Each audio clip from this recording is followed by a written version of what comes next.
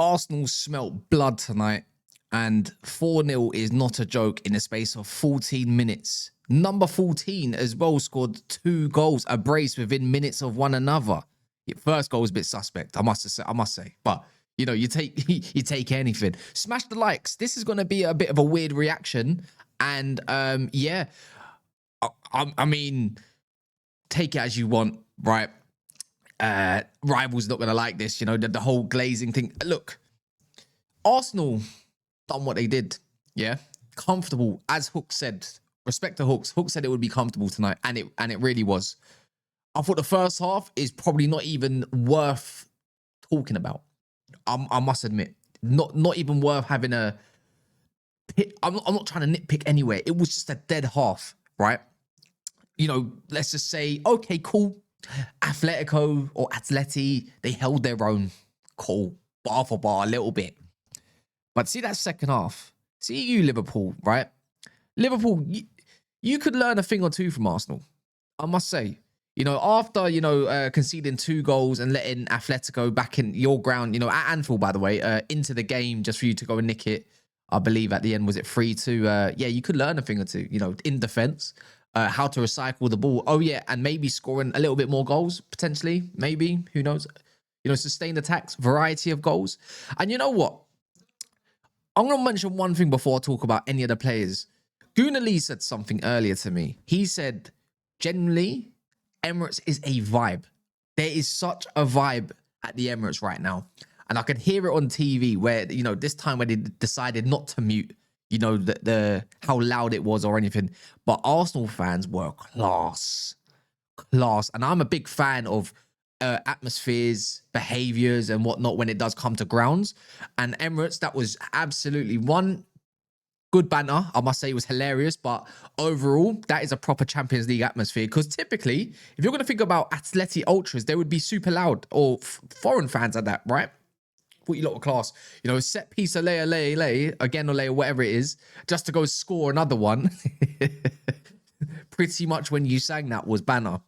So yeah, you know what? It's like football YouTube banner is kind of sieving its way through to the crowd as well, you know. Oh, who knows? But on a serious note, 44 goals in 14 minutes in the Champions League is not a joke.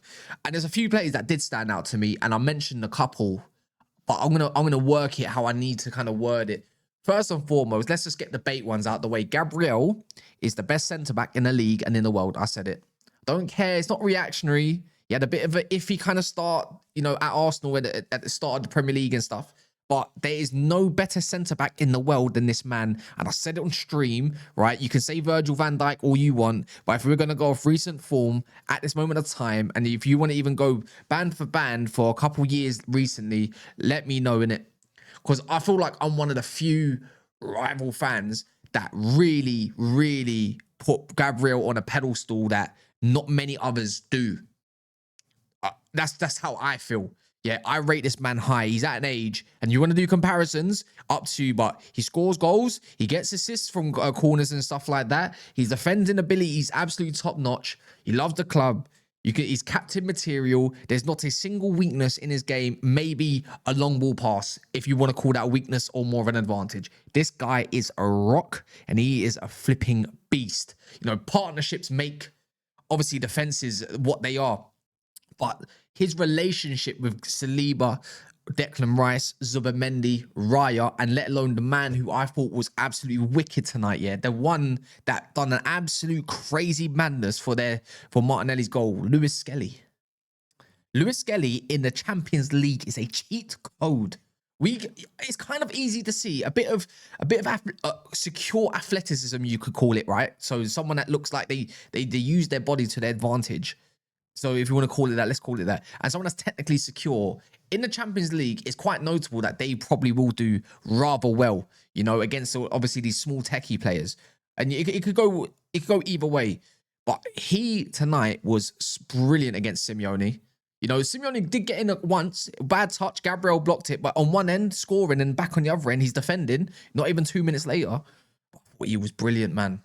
After these kind of games are made for him where he can get valuable minutes. You know, he's battling Calafiori, so that's a battle of who starts on the weekend. It probably will be Calafiori, but For me, that kid is a beast. He's England's future, man, without a shadow of a doubt. He's probably 19 now. I don't even know, but I can sing praises for that young talent for days, man. Honestly, I'm such a huge fan of him. And you know what? I'm a fan of a few other players as well. I thought in the first half, Timber looked a little bit kind of like that up and down. It was a good battle, but bar that, they didn't do much. David Raya coming up with the goods to keep the clean sheet as well at the end. I thought they were going to score, but they didn't. But bar all of that, Zubimendi, this is the one that's going to go over people's heads. And I said it last time against Fulham. You always look at the goal scorers and whoever gets the assists, like Declan Rice with his whip. Oh, that whip was a joke, by the way. That was an absolute joke. But Zubimendi, and this is why I like to look at players that I appreciate quite a lot. And you know what? I wasn't exactly thinking that he might land the way he did or was going to at Arsenal, but I don't care about being proven wrong a little bit. This man is sincerely a joke. Yeah, he has taken that role into a whole new stratosphere than I thought he was going to. Yeah, Fulham, he was monumental for just moving the ball back and forth and being the guy that just you basically tick off of. Even though Atleti didn't sustain many attacks, it's the way that Zubimendi gets out of presses, right, and evades pressure, and he just can't get near him. Even today, just flicking the ball over two of them, he is in such a confidence mode, and his ability to keep the ball going no matter what and not giving it away in crucial areas is phenomenal.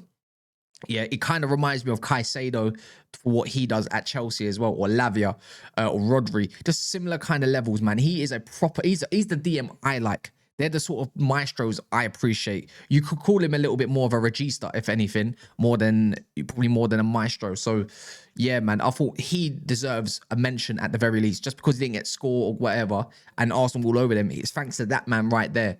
You kept sustaining pressures on them through that man right there. Saka, good, good cameo. The other one, I'm going to keep getting to them. I'm trying to go from back to front as I want to, right? I said again in my reaction against Fulham, if anyone did watch that, there's a new lease of life and energy about Martinelli. There's a new grown confidence. It reminds me of the Martinelli I saw in the 22-23 season. If there's anyone that's worthy of a start this weekend, it's that man there. Yeah, you could talk about low blocks that they tried to provide, but against Llorente, he tore him an absolute new one. He might go down as my man in the match today. Him or Gabriel, probably Gabriel, but him very, very close. He's in my top three without a shadow of a doubt. But all these cameos coming off the bench, he's been utilized correctly. And you know what? For the Arsenal fans that haven't given up on him just yet, and I know I've cussed him out in the past, fair play, man.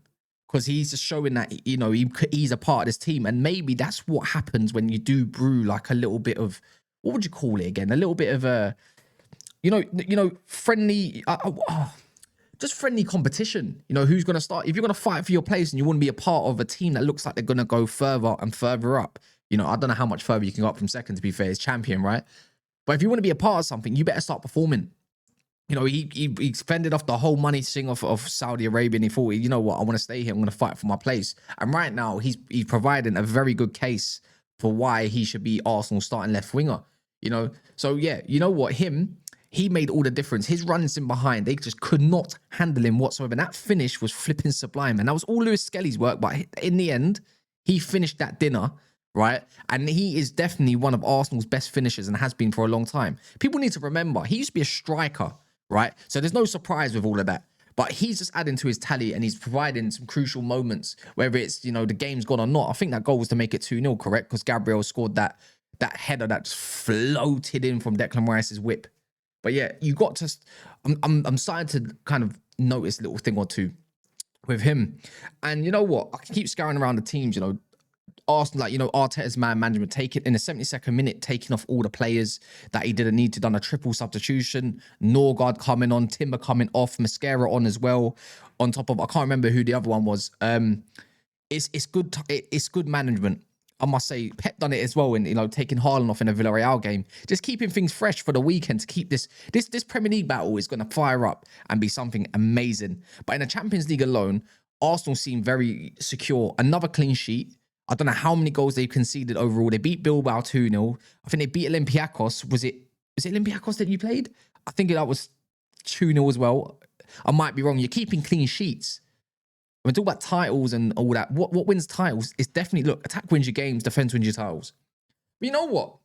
This is going to sound a little bit weird coming from me, but maybe because there's a lack of good strikers in world football right now. I'm really happy for Gyokeres, you know. He gets a lot of stick, and I do kind of appreciate his qualities off the ball. Alan Shearer said it, right? For all he does off the ball and everything, he works very hard. When he's on corners, he's running all the way back. He is a relentless worker. And there's no doubt to kind of have a conversation, you know. He might not be scoring all the goals right now, but what he just occupying a centre-back or two, he's allowing a lot more space for your Martinellis and Sakas. They're not getting doubled up on because they don't want to leave Gyokeres on a one-on-one situation where they know he's going to outstrength them or be more physical, let alone getting behind them. You know, you can't ignore that. It's a little bit similar to like Haaland. I suppose you just can't let him be in a one-on-one with a defender. But it's maybe something a little bit similar for why Arsenal are getting a lot more chances than they have in the past. But him getting a brace, that first goal, I don't care. That should not be given to him, yeah? But you take him, right? But the second goal, fairs. Look, you're in the right place at the right time. Credit to Gabriel. Credit to him. Because honestly, I don't know how you defend that guy on corners. I don't. But I'm really happy for Gyokeres. It's a bit like Haaland as well. Like, when he scores, I know it sounds crazy coming from a United fan. But because he's just such a good talent, I'm just happy for these strikers getting goals. I don't care about midfielders getting goals and all this crap all the time. Like, strikers, man. Number 9s. Pure number 9s. But yeah, man, look, let me know your comments let me know your thoughts in the comments below as well. You know, you can, anyone's got anything to say, then provide it. But like the video, subscribe if you're brand new, do a lot more of these breakdowns. I might start putting these into notes. The more I put these into notes, then you can see my thoughts pretty much on the screen. But I used to do that. Got a little bit lazy. But anyways, smash the likes in a bit. And yeah, man, look, I need you lot to lose at some point. But I think this just makes it all the worse for tomorrow because, look, these other teams that are in the Champions League, Chelsea's, Tottenham's, Liverpool, they got to come with some W's as well. Otherwise, it's going to be banner. Simple as that.